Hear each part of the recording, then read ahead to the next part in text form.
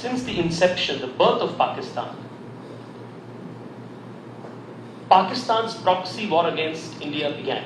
Without bearing the actual cost of a full-fledged war, Pakistan has tried to needle and bleed India with 1,000 cuts the last 7 decades. Pakistan tries to claim itself to be a victim of terror.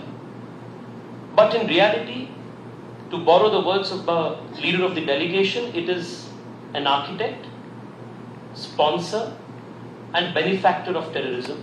Perhaps the only nation in the world, Speaker, sir, who has weaponized terrorism as statecraft. I would want to only make 3 points, Honorable Speaker. One, India has been a victim of Pakistani terrorism from 7 decades. Like you are aware, since the inception, the birth of Pakistan, Pakistan's proxy war against India began.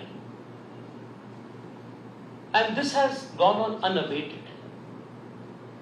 Without bearing the actual cost of a full-fledged war, Pakistan has tried to needle and bleed India with 1,000 cuts the last 7 decades.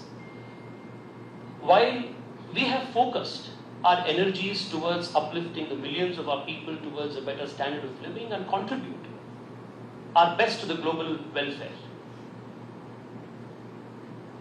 Pakistan tries to claim itself to be a victim of terror.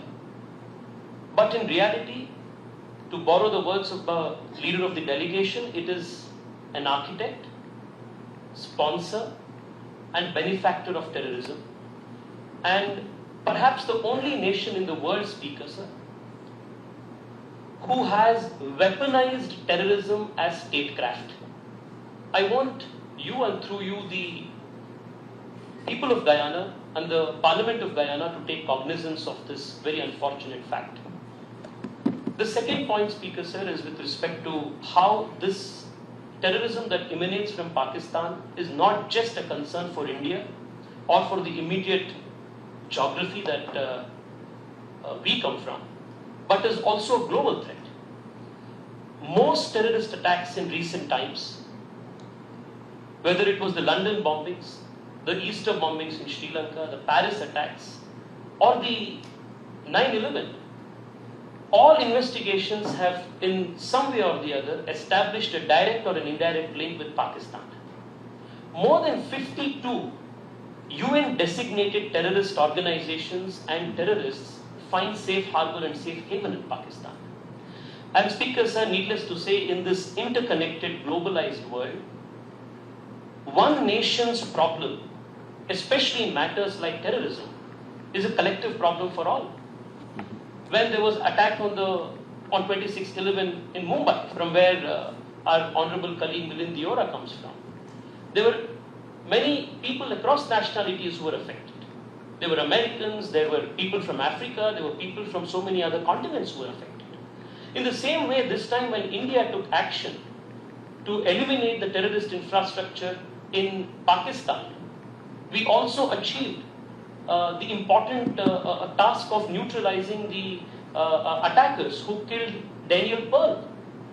So one nation's inaction towards terrorism is a profound threat to all nations in this interconnected world. Therefore, Speaker, sir, this is a very serious issue, not just for us, it is for all of us. The final point I want to make before you is that India is a nation of 1.4 billion aspirations. We are the world's 4th largest economy today. And very soon we will be the 3rd largest economy. Our priorities are very different. We are in no mood for a war with Pakistan or with anybody else. And like our Prime Minister has multiple times mentioned, this is not an era of war. This is an era for growth, development, and prosperity. Therefore, Speaker, sir, we need your support as a very important voice in the UN Security Council, and also as a country that has long-standing and deep relationship and history with India, to not just sympathize with us, but also provide support and also be a partner in our collective action to make this world more prosperous, peaceful, where in no way there will be space for merciless, brutal civilian killing in the name of terrorism.